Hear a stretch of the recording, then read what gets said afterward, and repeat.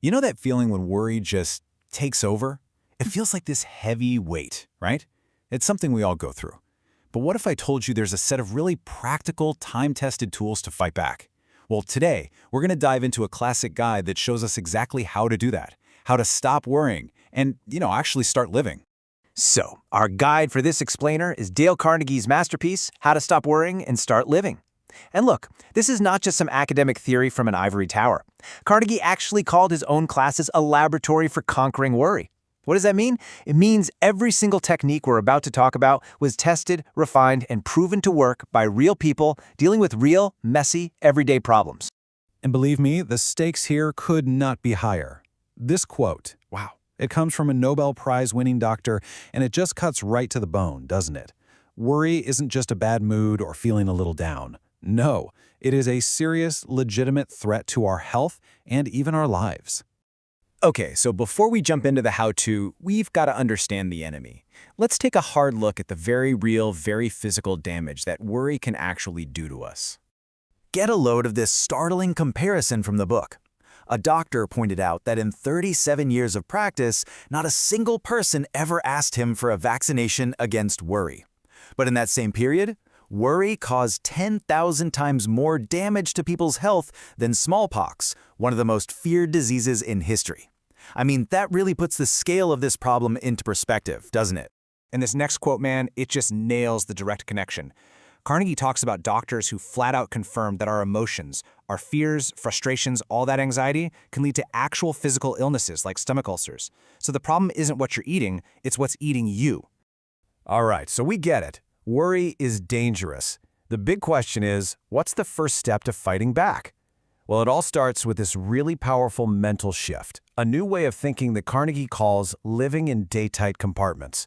So where did this idea come from? It actually came from a famous physician, Sir William Osler, who got the idea from looking at a huge ocean liner. You see, those ships have these massive watertight compartments. The captain can just press a button and these giant iron doors slam shut, isolating one part of the ship from the rest. Osler said we need to do the same thing with our minds. We need to shut these big iron doors on the past, what he called the dead yesterdays, and on the future, the unborn tomorrows. The whole point is to learn to live safely, right here in the present, for today and today only. Now, this is a really important distinction, so let's be super clear. Living in a day-tight compartment doesn't mean you ignore the future, not at all. It's about getting rid of the anxiety about the future. Of course, you should plan for tomorrow, but you do the work for that plan today. And yeah, you should learn from the past, but that's different from just wallowing in regret.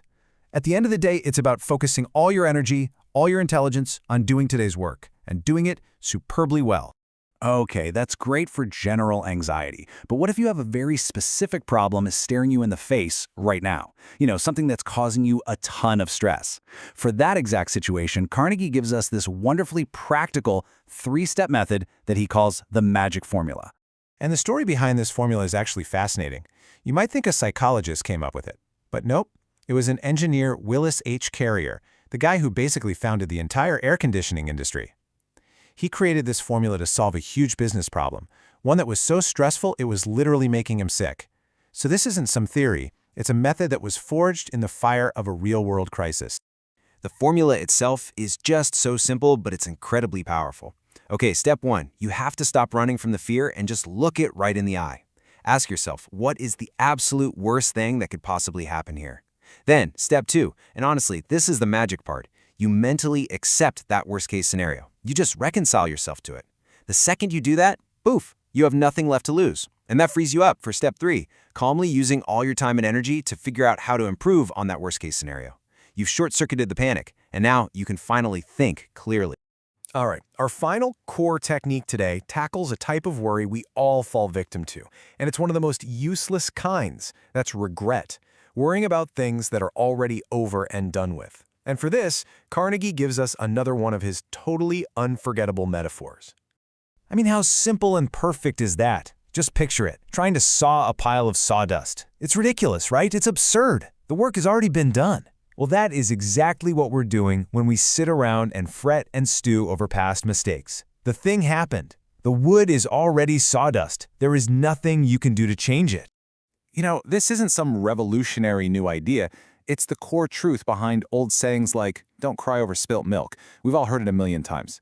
The book makes a great point. Sure, you can look at the spilt milk, analyze what happened so you learn a lesson for next time, but then you have to forget it and move on, because all the worrying in the world isn't going to put a single drop of that milk back in the glass. So we've covered a ton of ground here. Let's pull these 3 really powerful ideas together into a simple, practical toolkit, something you can start using the second this explainer is over. So here they are, the 3 fundamental rules for beating worry. Rule 1. Live in those day-tight compartments. Shut the door on yesterday and tomorrow. Rule 2. When trouble hits, use that magic formula to handle it. And Rule 3. Remember, you can't saw sawdust. Let the past go. You put them all together, and you've got a seriously powerful defense against the entire habit of worry. And that brings us to the last and maybe the most important question of all, one that Carnegie asks his readers directly. See, the point of this whole thing isn't just to learn some interesting ideas, it's to inspire you to act.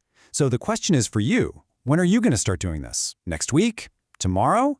Or today? And as Carnegie suggests, there's really only one right answer.